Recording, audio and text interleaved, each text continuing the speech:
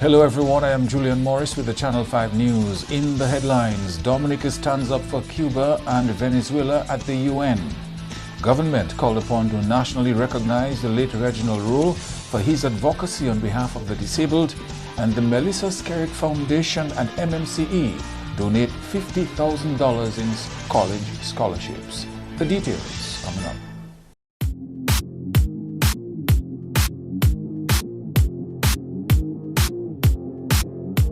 Rudolph Thomas Enterprise in Portsmouth, your suppliers of building materials and hardware products.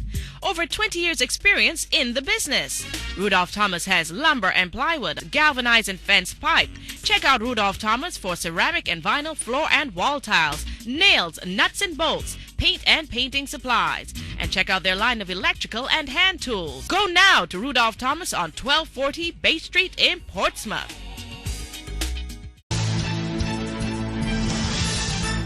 Foreign Affairs Minister Francine Baron, in her recent address at the United Nations, stood up for some of Dominica's allies in the region, including Cuba.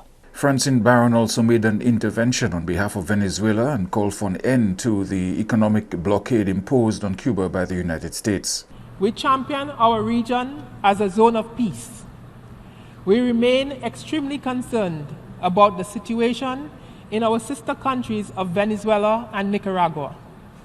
We call for support for a process of dialogue to achieve a peaceful resolution for the benefit of the citizens of those nations, while respecting and observing the time-honored international norms of respect for sovereignty and the non-interference in the internal affairs of other nations. Madam President, over many years, this body has debated resolutions to end the economic and financial blockade of our sister country, Cuba. We have long established that maintaining this trade embargo can only have a negative impact on our brothers and sisters in Cuba.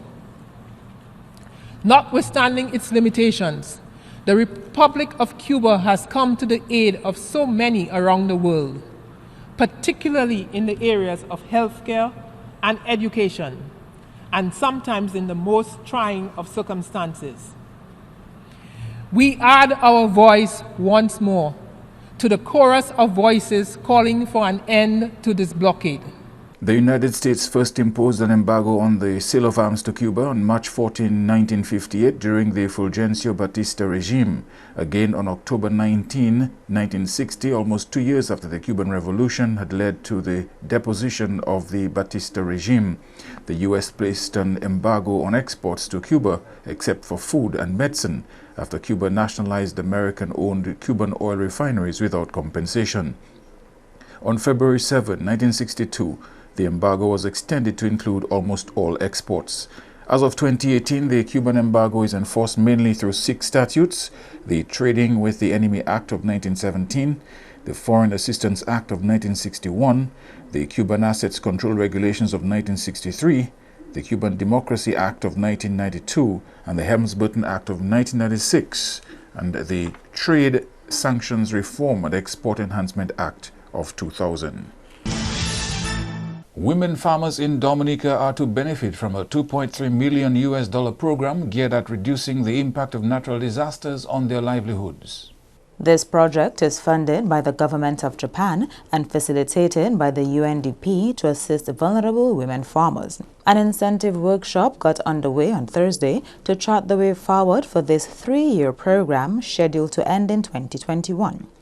Technical coordinator with the UNDP's Barbados office, Marlon Clark, says there are key indicators the organization will be looking for at the end of the 3-year period. First thing, that farmers have more sustainable livelihoods, that they practice climate-smart agricultural practices, that the impacts from future events are less substantive or less substantial because the preparedness mechanisms are in place, or at least enhanced to a stage where persons now react in a timely fashion based on information received. They know where to go if they have to evacuate, etc. And the persons who most need it, the most vulnerable, are able then to get messages in timely fashion. Thursday's incentive workshop saw participants from the Division of Agriculture, women's groups, farmers groups, and the Meteorological Office. Clark says in light of the increasing weather events due to climate change, it is crucial that women in agriculture are shown how to bounce back better following a natural disaster. It's more in terms of building capacity, in terms of having a better understanding of what climate patterns are about to impact on them, and then having their produce, etc., catered around that. So it's more giving them climate information so that they can better plan their farming techniques. There's also a component that looks at early warning systems, and I think that is also key because we want to be able to reach those most vulnerable persons in the community. So we're looking at dissemination methodologies that can be utilized at the community level that would allow them to have the necessary preparedness plans in place. Approximately 150 women from 3 parishes are being targeted under this program. Director of Agriculture, Ricky Brumant, says Dominica is fortunate to be part of this program at this time. We recognize that women certainly play a very vital role in the development and growth of the country, the development and growth of the communities. And so we cannot allow them to be left out or be mainstreamed sometimes into our processes. We want to design something that help them as women.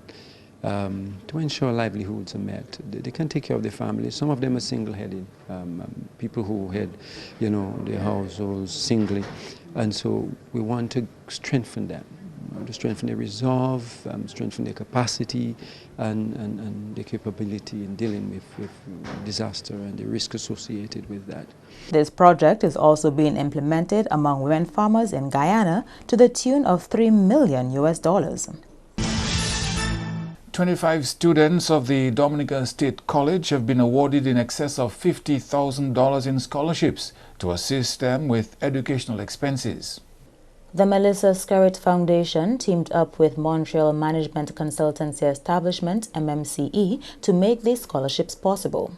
This is the second time this year that the MMCE is partnering with the Melissa Skerritt Foundation in one of its projects.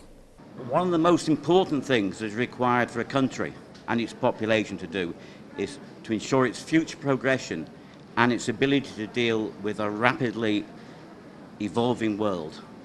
Is to ensure that each generation is given the best education that is available to them. We at MCE are proud to be able to support the Melissa Skerritt Foundation in its aims to assist this through the school's meal programme and the provision of scholarships. We believe that we have a corporate social responsibility to assist wherever we can in this aim. Minister for Planning and Economic Development, Miriam Blanchard, says an educated workforce is key to the development of the country. This government from the first day made and continues to make significant investments in the country's human capital with the understanding that improvements in the level of education empowers its citizens. Understanding that through education, the value and recognition of citizens in the workplace is heightened, allowing them to earn higher salaries and ultimately leading to a reduction in poverty. And what does that mean to us? It means that academic excellence, doing well at the State College, will allow you to get that dream job of yours. The Back to School program has been around for 5 years and provides those in need with school supplies and the funds necessary to be successful in the classroom. This year is an exceptional one as we are now able to give more college students scholarships than previous years. We are able to provide 60 scholarships to students from the preschool and up to the college level. And today we will present 25 scholarships to students here today.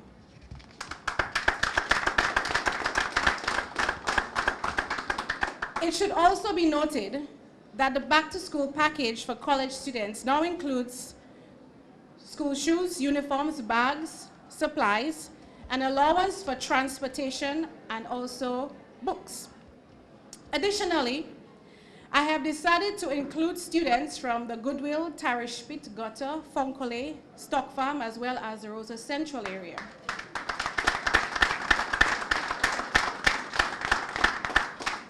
This comes on the heels of my visit to the Rosa North area with Miss Miriam Blanchard when we were delivering relief items post-Maria. I knew right off the bat that we had to pay special attention to the people of this area. I recognize the struggles that you face post-Maria, and I commend you for sticking it out. Thursday's ceremony also saw the recognition of 4 educators, namely Adelina Datush, retired principal of the Convent Preparatory School, Connie Norris, founder and principal of the Spices Preschool, Esther Robinson, principal of the Pioneer Preparatory School, and Derek Geist, lecturer at the Dominica State College. Prime Minister Skerrit is sending a strong message to able-bodied young men who complain that they are unable to find work. Mr. Skerrit says government is investing significant sums of money into the local economy. He says recent steps taken by Parliament attest to the fact that above and beyond the national budget, provision is being made to respond to a growing need for infrastructure projects. The amount of money that's been spent in the economy is just amazing. And as you recall, we went to Parliament last month for a supplementary appropriation in the amount of $284 million. That is supplementary appropriation. That is on top, above and beyond what we would have spent from the normal budget. And all of these monies were invested in the economy of Dominica. And this is why sometimes you walk through town on a normal Saturday, you think it's Christmas Eve. Because people are spending, people are buying, because they have money to buy. Any able-bodied man who is not working now in Dominica doesn't want to work. So people have been asking, where do you work, Scary? Where do you work? No, we have work descending upon men and women in the country. And many people's hands are tied. They're contractors now working both from government and private citizens with contracts full in their briefcase that they cannot fulfill. Lots of contracts signed with advance paid. And so that's the only challenge the government has. It is not with regards to our inability to get things started or done. We do not have contractors. So we've had to go out because we do not have 25 years to do certain things. There's some things which must be done now. And you need the contractors to be available now. So there's a lot of work to be done, and we're pushing ahead. We made tremendous progress with the roofs. The majority of roofs you see uncovered are people who are not in Dominica, or people who have the insurance money and are waiting for a contractor to do the stuff. So the government is doing what the government has to do and what the government is able to do with the resources that it has.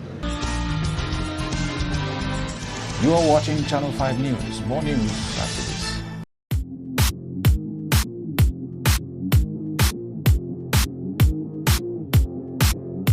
Les moun qui ni TB estene et ben toussé, moun qui en bonne santé oli ouin ka respire se vermine la. Moun qui pa ni bon tempérament, kon sa ki ni maladie HIV, alcool, ka fumé, ti mamay et grand moun bien sensible pour ces maladies ça là. Moun qui ka toussé ni pour prendre précaution le yo en parmi moun en place publique, couvert bouche ou le ka estene et toussé. Visitez docteur et ben place santé. Fini tout traitement yo ba ou sa joine guérison et puis maladie TB. En responsabilité ou aider du bout de maladie TB et HIV, protéger corps et les autres.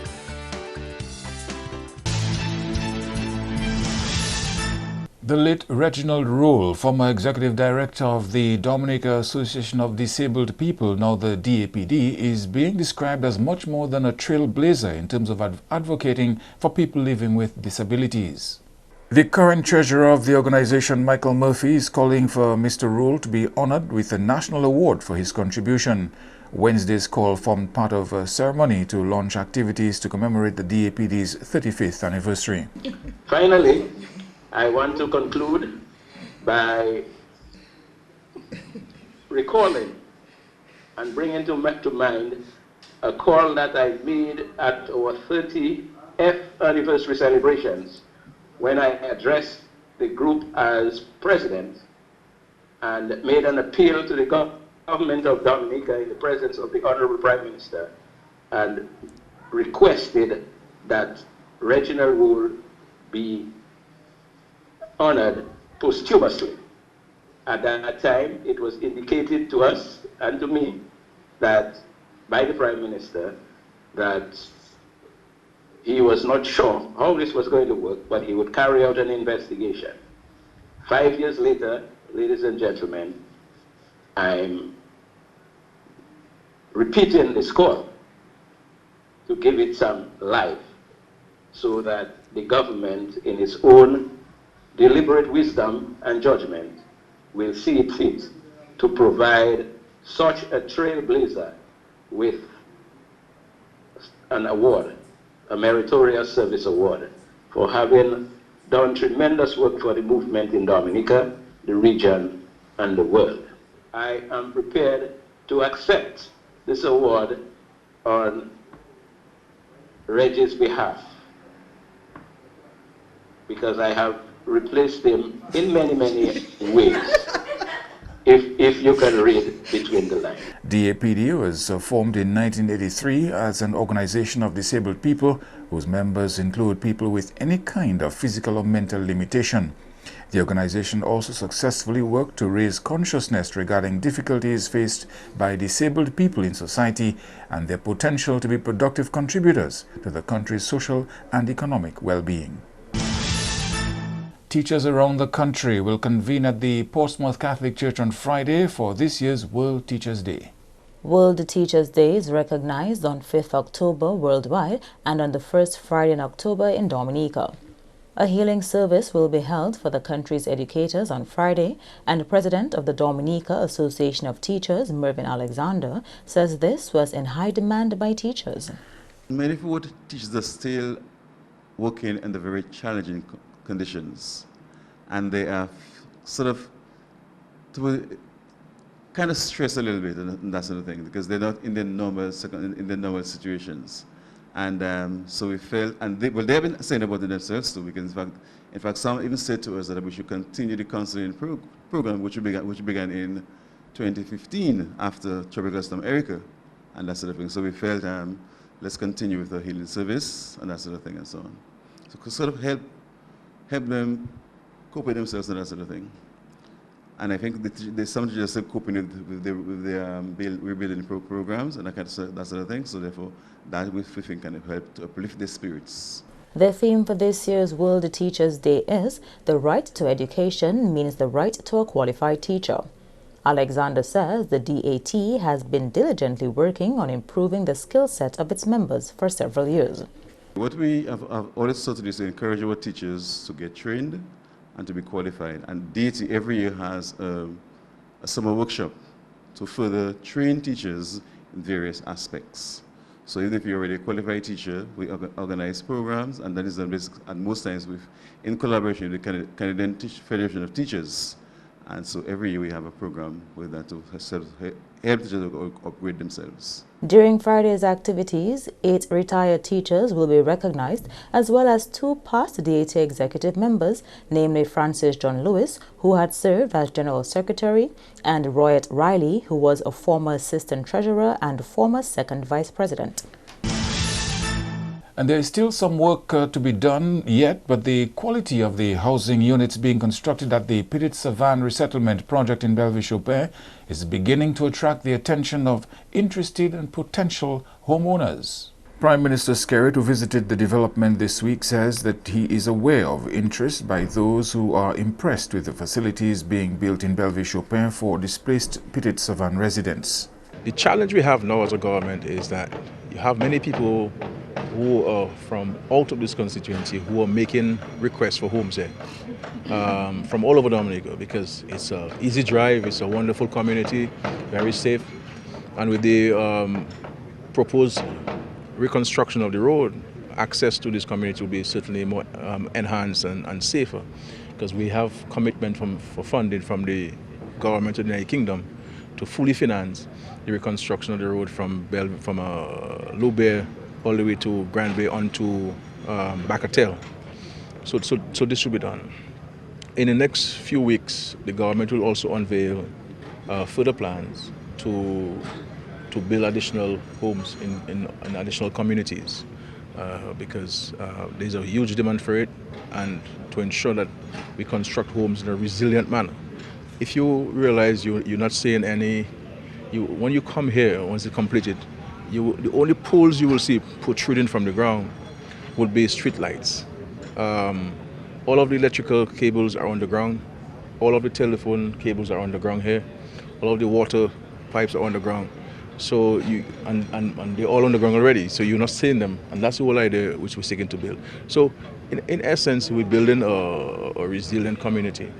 The majority of the homes at the housing project in Bellevue-Chopin contain concrete roofs. The galvanized placed on top is mainly decorative.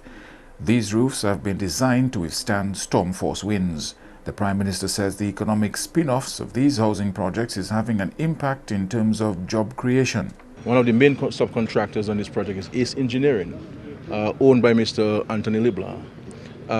He got a massive contract here for construction of roads and other interventions here. Chris Walter was another subcontractor here. Well, Duasco made money here because we paid Duasco. Domlec making money here, we paid Domlec. Flow made money here because we paid Flow. All of the concrete, cement and so forth, we bought locally. Food items from the supermarkets for the workers. The problem you have now in Dominica, which every one of us is experiencing, is that you cannot get sufficient workers. You know, not enough workers to push the kind of work we're going to push. I mean, to have gotten, we need to do some roads in the east, concrete roads.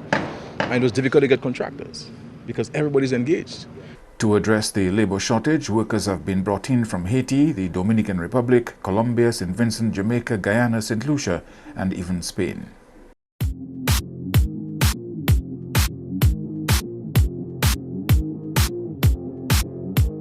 M&J Covering is the producer of designed galvanized and galvalume in Dominica. They design to your specifications, color and length, 4 styles of galvanized and galvalume pre-painted roofing sheets as requested, and supply all your galvalume accessories. M&J Covering helps you control spending and reduce waste. At M&J Covering, they are also equipped to build your roof to precise standards anywhere on island. So come to M&J Covering at 1 Mile in Portsmouth or call 445-5001 275-5003 today.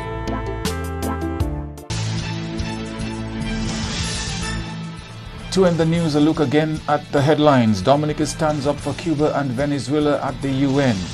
Government called upon to nationally recognize the late Reginald Rule for his advocacy on behalf of the disabled.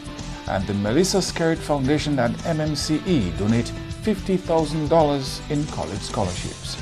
Feel free to contact us at news@mappin2k4.com. You can access our past newscasts on our YouTube channel. On behalf of the production team, I am Julian Morris. Thank you for watching. Join us tomorrow.